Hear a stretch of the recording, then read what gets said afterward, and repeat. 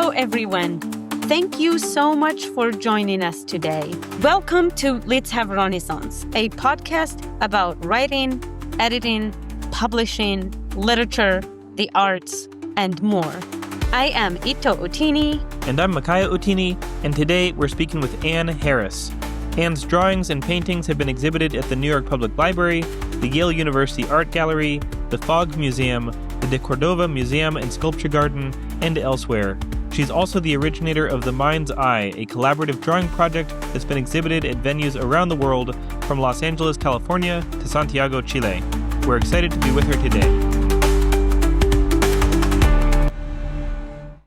Anne, thank you so much for joining us. We're excited to have you. Can you please tell us about yourself? Hi, I'm a painter and a drawer, and I live in the Chicago area. I drew all the time when I was a kid, but I didn't realize I was interested in studying art. I didn't even know I could learn it until I got to college. And even then, it took me a little bit before I realized that I wanted to focus on being an artist or being a painter. I went to Washington University, and when I got there, I was one of the students who was taking a lot of different things and trying to sort out what I would major in. And I was taking everything from courses in the sciences to one drawing class that I thought would be an easy A. And then it turned out to be my most exciting class, and I went from that right into the art school. What are the themes that you continue to return to in your work? Do you feel that you have moved through stages? And can you talk to us about the trajectory and evolution of your work in thematic terms? So I've always been working figuratively, and I think of that in two ways. One is that the body, particularly portraiture, has been a subject that I've engaged with, but also I think of figuratively as in figuratively speaking. So I think of myself as working with metaphor. I've been making work that has a relationship to self-portraiture. Essentially, I've been inventing portraits and even inventing self-portraits or inventing figures that are related to my self-portraits, because they started out with me looking in a mirror, and then I made a painting from a drawing, and one thing led to another, but they're mostly invented. That is, I'm not looking directly at a reference for most of the making of that piece, but they're tied to an individual, me scrutinizing and then using that as a jumping off point to invent. I'm basically in love with this thing that I was in love with when I was a tiny child, which is faces and staring, and a kind of intensity that comes from staring and being stared back at, and then also me not understanding beauty and trying to figure it out and never understanding it.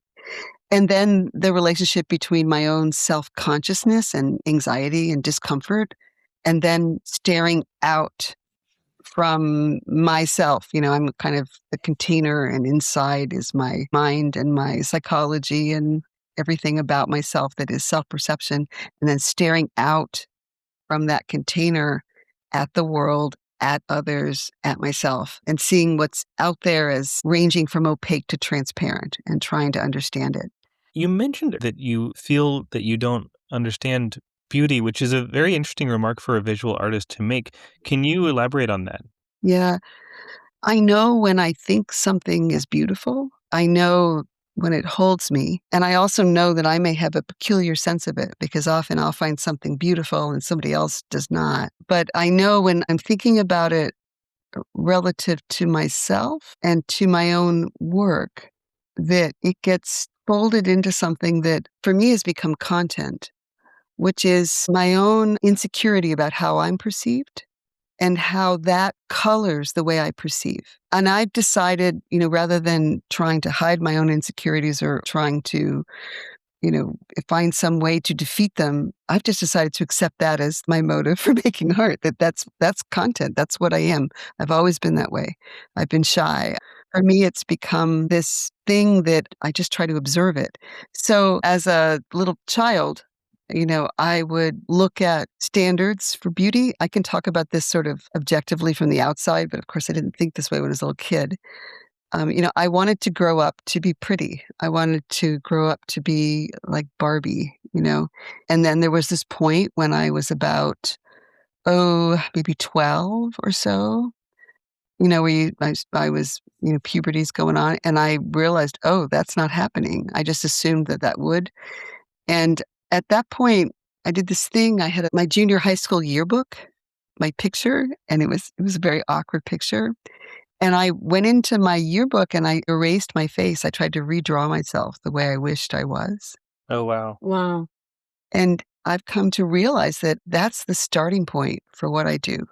It's interesting because I took a few years. I was so obsessed reading about beauty across cultures and languages because I am a multilingual. And I was really amazed with how beauty is like the most complicated ideology that humans hold. Because from one person to another, I mean, sometimes even like what you think is beautiful yesterday or today might not be beautiful tomorrow. It's like weather. We change our minds every second about the concept. And I think a lot of people don't take the time to sit and focus and reflect on the concept and be like, oh my God, I've been conflicted about this thing. When I was in grad school, I would go around and ask people about what they think of beauty. And it was fascinating. Like I was really entertained with how people define beauty. Or, for example, where I grew up in North Africa, the concept of beauty is basically just something you enjoy. And it could change. Like, oh, Anne, you made a cake and it's so beautiful. And I ate it and I'm tired of it. After whatever 30 minutes, I changed my mind and I'm like, nope, this is the worst cake, the ugly cake, like all of it's, yeah. Another example, I would consider you beautiful if you just go ahead, subscribe, like, comment, and share this episode with your friends and connections. Have a beautiful day, everyone. I think I've come to realize that it's my own theory, right? Or my own thinking about it. What I think of as beautiful is a product of tension and contradiction. And I think things that are sort of generically defined as beautiful, I tend to find really boring. And Yeah. And there are some quotes when I'm giving a lecture on my work. I'll pull out certain quotes. I'm not sure if I can, let's see if I can do it offhand. There's, things I've heard or things I've read. I might be listening to, I heard Tom Waits interviewed, and he said, I like beautiful music telling me terrible things. And I wrote that down. And then there's a quote by William Blake, and I'm going to mingle this, but it goes something like, there art no excellent beauty that hath not some strangeness coincide. And I may have the language wrong. And then there's a quote from the poet James Dickey, who also wrote that very bizarre novel, Deliverance. I remember reading a New Yorker profile on him, and he said something like, poetry occurs when the utmost strangeness and the utmost I think I'm getting it wrong. I'm just going to paraphrase. He basically talked about a combination of strangeness and beauty also, and how that led you to poetry. And we often talk about, beauty in people. I think that our culture does a number on us when it comes to our ideas about human beauty and the requirements for how one should look. And making art, in some ways, I was able to release myself from that. I could see the things that I might dislike or feel self-conscious about, and I could find them fascinating. To give you an example, I had a debate with my dentist at one point. I had a tooth that was wearing down, and I was worried that it was just going to keep wearing down forever. And so I asked him if he could kind of build it up. And he said, sure. And then he said, well, we need to match it to a color, and maybe your teeth needs to be a little whiter. I was like, oh, okay. So I did this little bit of teeth whitening, and then he starts to build it up, and he made it perfectly symmetrical to the tooth next to it. And I looked in the mirror and went, uh-oh, because I'd been painting myself and my crooked teeth were really fun to paint. I didn't want the irregularity in my teeth removed. I just was trying to prevent this tooth from wearing down more. And he said that he was taught that beauty was symmetry. And we actually had a debate about that. I was like, oh no. And we had a little back and forth, right? So anyway, I went home and I was sitting at our dining room table doing something, reading or something. And my husband walked in, and my mouth was closed. I wasn't even looking at him. And he walked by me and suddenly stopped and walked back. And he goes, "What?" And I was like, "What?" And he said, "Where is it?" I was like, "What do you mean?"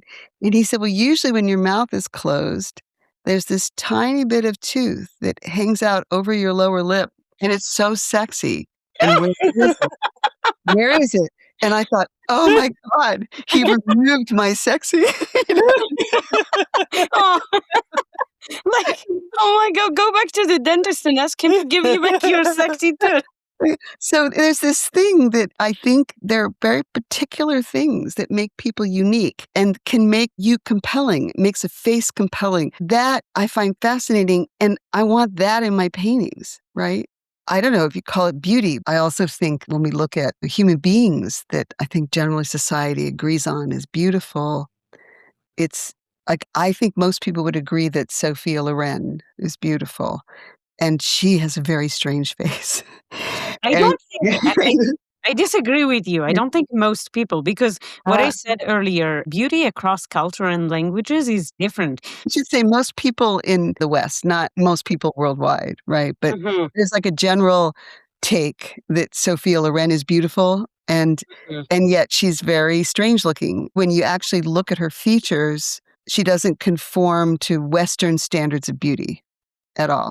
She's very different the way she's formed, as opposed to people who might get massive amounts of plastic surgery, and they might sort of generically conform, but they don't hold you at all, right? I actually have a friend who went under those plastic surgeries and she damaged her entire body. So, Oh, yeah, those ideologies are extremely dangerous and people are getting hurt all the time by believing those things. I'm curious if you explore the relationship between beauty and health, because that's another thing, right? Like you have this plastic surgery in your 20s, you fix one or two things, whatever. And then, like, here you are, like 60 or 70. And then old age comes and I guess ruins everything that the doctors uh, do. And also the impact of surgery on the body. I've had countless surgeries, not because I wanted to make myself more beautiful, but I've had health issues that made it, a necessity for me to go under those surgeries. And I think no matter what the circumstances, if someone can avoid those surgeries, I don't think anesthesia, medications are fun. I'm curious to hear if you have explored the relationship between beauty and health. no, because I'm in this realm that's fiction, right? I don't have to be responsible for anything, right? I don't even have to be responsible for gravity because I mean, we could say psychological health is a factor in there, but I'm not Yes. thinking about that so much. I am thinking about how complicated perception and self-perception are, and I think about that. Well, I should say when I'm painting, what I'm really thinking about is whether I'm excited by the painting and if it's somehow persuading me because it feels present and starts to have a kind of power and it holds me. So I'm thinking about that. The paintings tend to be like I'm mostly just looking at the painting. When I'm drawing, I tend to be drawing from life and well, I don't even know the term front brain what do they say? Front brain, back brain? I have no idea, but I'm in a kind of perceptual zone and it's mesmerizing. I have a whole drawing project I do with other artists that's about how complicated drawing and self-perception are. I have given a lot of thought to that. But health and physically how one maintains diet, exercise, living without pain and the like, that's the real world stuff that I get to not think about when I'm painting. Well, thank you so much for coming on, and thank you so much for sharing your experience and work with us. Yeah, thank you. I appreciate it.